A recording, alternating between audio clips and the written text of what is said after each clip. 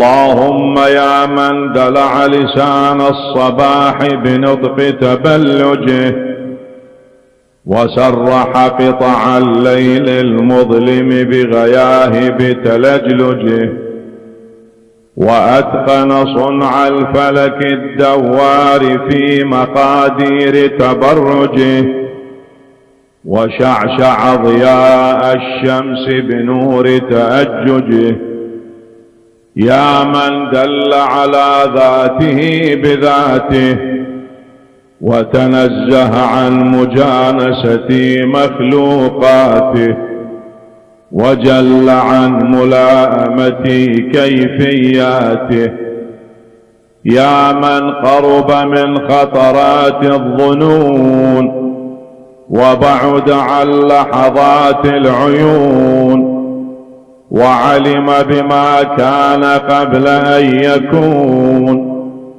يا من أرقدني في مهاد أمنه وأمانه، وأيقظني إلى ما منحني به من مننه وإحسانه، وكف أكف السوء عني بيده وسلطانه.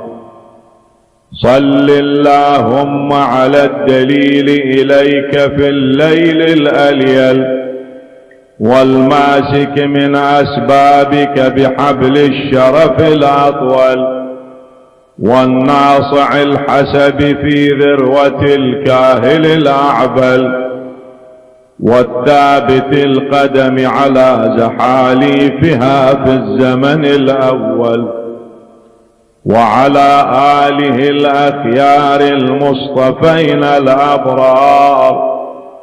وافتح اللهم لنا مصاريع الصباح بمفاتيح الرحمة والفلاح، وألبسني اللهم من أفضل خلع الهداية والصلاح، وأغرس اللهم بعظمتك في شرب جناني ينابيع الخشوع، وأجر اللهم لهيبتك من آماقي زفرات الدموع، وأدب اللهم نزق الخرق مني بأزمة القنوع. إلهي إن لم تبتدئني الرحمة منك بحسن التوفيق، فمن السالك بي إليك في واضح الطريق. وإن أسلمتني أناتك لقائد الأمل والمنى، فمن المقيل عثراتي من كبوات الهوى.